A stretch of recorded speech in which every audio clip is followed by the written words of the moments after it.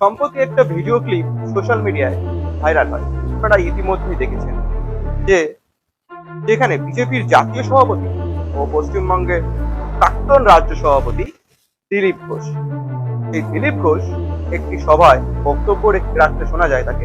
বিভিন্ন YouTube, Facebook এবং ইনস্টাগ্রামে যারা ভিডিও বানায় তৎকালীন, তারা নাকি কুকুর। হ্যাঁ, এই যারা সাংবাদিকেরা আছে, যারা ইউটিউব এবং ফেসবুক এবং সোশ্যাল মিডিয়ায় তারা বিভিন্ন নিউজ চ্যানেল চালায় এবং তাদের কিছু নিউজ ক্যাটাগরি আছে, তারা নাকি, কি বলবো দর্শক, আমারই বলতে আপনাদের মাঝে কেমন লাগবে, কারণ তারা নাকি কুকুর। হ্যাঁ, ঠিকই শুনছেন, ডগস। তারা নাকি ডগ এবং কুকুর।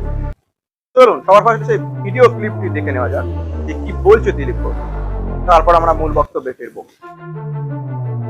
টিমকে আমাদের পার্টিকে এগিয়ে নিয়ে গেছে, এটা ভুলবেন না।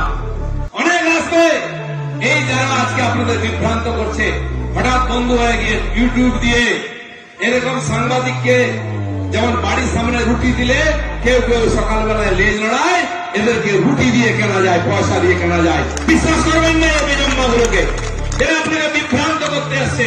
আমি জিজ্ঞেস করি আপনাদেরকে, ভিডিওটা আপনাদের মাধ্যমে দেখানো হলো, যে ভিডিওটা আপনারা দেখলেন কি বুঝলেন বলুন? যে একটি রাজনৈতিক নেতা, ওনার মুখে এইসব কথা, এটা কি শোভা পায় বলুন তো? এটাই হচ্ছে আমাদের পশ্চিমবঙ্গের তথা রাজ্যের দিলীপ ঘোষের এই মন্তব্য। এটি হচ্ছে আমাদের রাজনীতি। আমি জানি না যে তিনি কোন বা কাকে, কি বা কাকে টার্গেট করে এই কথা বলেছেন তিনি। রাজনীতি কি এতটাই নিচে নেমে গেছে?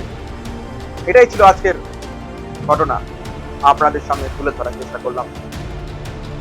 আবারও দেখা হচ্ছে আরো একটি ভিডিওর মাধ্যমে। ততক্ষণ সুস্থ থাকুন, ভালো থাকুন আর সঙ্গে থাকুন ইউবিআই বাংলা টিভি নিউজ। ধন্যবাদ।